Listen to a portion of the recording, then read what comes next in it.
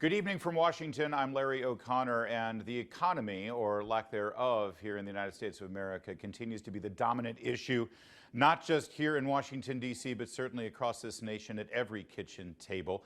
And it's going to loom large in the upcoming midterm elections. Now, Republicans assure us, should they get the majority, they're going to do something about it. Well, what will they do?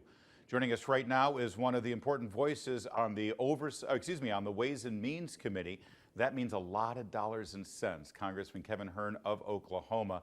Representative Hern, thank you for joining us tonight. It's great to be with you. Well, first of all, do you agree? Is the economy really the number one issue for you and for the party going into these midterms?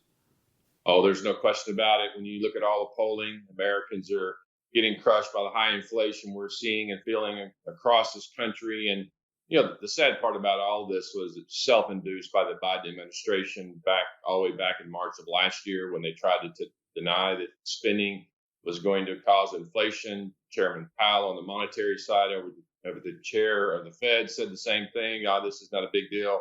And now everybody from even previous administrations have said this was the start of what we're seeing today. And this administration is hoping and praying for bad job news. It wasn't bad enough today. It has to get worse.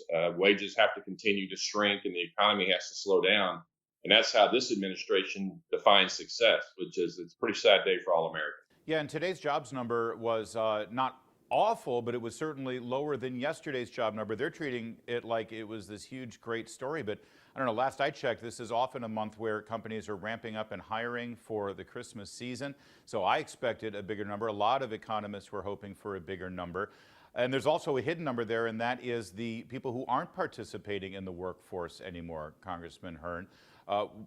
First of all, your analysis of where we are jobs-wise right now, and hopefully what you could do with your party once you gain majority in the House. Well, you're exactly right. It's sort of this yin and yang going on. To define success, all Americans, it's something growing, business growing. I spent 35 years in business before coming to Congress just 4 years ago. I never, in my wildest imagination, thought you'd define success of having less growth in your business or needing to hire fewer people. To me, that was sort of an example of failure of leadership, and that's what this president is failed leadership. Spending money to destroy our oil and gas industry, making us dependent on foreign nations.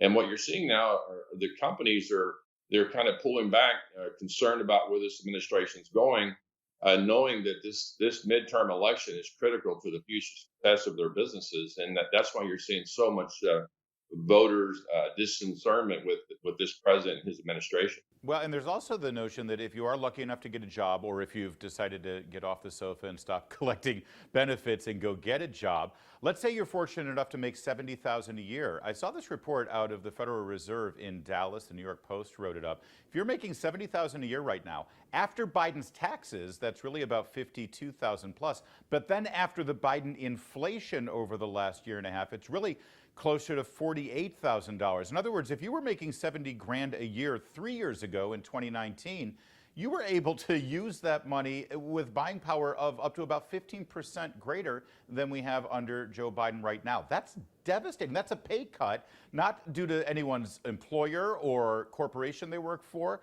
or based on natural free market supply and demand issues. It's just the government's intervention. Well, to put it in kind of even layman's terms on this, is that you're spending about a month's worth of salary right now just to get you back to where you were with President Trump in the late 2020. And so, that's what's really going on. That's what inflation really means. We all talk about it in technical terms. The American people, all of us individually feel it in our pocketbooks. We have less to spend in the bottom line. The administration wants to talk about, 8%, but when you talk to the people who supply goods and services to everyday Americans, when you look at energy for your home and fuel for your car and food for your family, those three components of your disposable income, it's about 85% what you spent your money on. Those are up somewhere close to 20%. So that's the real number that Americans are feeling. And again, they're saying, well, how do we fix this? Well, I can tell you one of the things you have to do is you actually have to go out and create a budget, because this administration, or the Democrats rather, have not done a single budget in the 4 years that I've been in Congress. They've just continued to spend money under Pelosi's House of Representatives, and this is where we're at today. So let's talk about that because should the Republicans, it sure looks like the Republicans are going to have a majority. The question is how big that majority will be. You're still going to have Joe Biden in the White House, and who knows, we may still have Kamala Harris breaking a tie in the Senate. What can the House do? Starting right there with budgets, because I remember John Boehner back in 2010 saying, give us the majority, we'll get back to regular order, no more omnibus packages, no more continuing resolutions. It's going to be, you know, the regular order process with budgets and working out the spending. Can you do that? Will you do that? Well, a couple of things. You have to stop the spending before you can actually start lowering it. And to your point, we don't have the White House. We don't know where the Senate's going to be at, coming after the midterms. But what I do know is I've actually done the only two budgets in the House of Representatives in the last 2 years on the Republican Study Committee as the budget chairman. So I spent about 5.5 months last year working to a balanced budget proposal with a few of my colleagues, and again this year. I can tell you that it can be done. It's going to take a lot of hard work on both sides. It has to be a bipartisan move to make this happen. But I came in Congress in the fall of 18, and the national debt was $18 trillion. And as we know, this week it passed $31 trillion. The American people have always said, well, how does this impact? Well, now you're seeing it. Persistent inflation that some of us have not seen since the late 70s, the early 80s when I was coming out of high school. And right now it's devastating because the interest on our debt in the next couple of years will be more than what we're paying for our national defense. And so it's real, it's here, and we've got to deal with it. You know, I've seen these headlines from a lot of the really smart economists, you know, at the New York Times. They say things like, you know, sure, inflation is bad, but it's actually a good thing. That's what they're trying to sell at us, Congressman Hern. Can you sort of combat this narrative that we're hearing from these left-wing economists who are actually trying to sell us that, you know, we had it too easy, too good for too long. It's about time we faced reality on how much things cost. Is that really what's at play here? Well, what you have is you have a group of economists out there that says debt doesn't matter as long as it's denominated in the U.S. dollars. The problem is China has something to say about that as they're starting to work on their digital currency to sort of remove the fiat currency of the U.S. dollar. And when that happens, they're going to be able to control what goes on in America. You're starting to see the United States trying to play catch up to some other European nations that are doing that. People are trying to move away from the paper dollar, which has no really intrinsic value other than what somebody's willing to trade it for. The president, they've been floating this idea that they're disenchanted with Janet Yellen. They don't think that she's political enough and aggressive enough as the Secretary of the Treasury.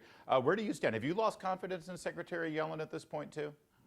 Well, I've had the chance to interview her a couple times on the Ways and Means Committee. She's obviously very well educated, and she's been on both sides of this as the chairman of the Fed and also now as the Secretary of Treasury.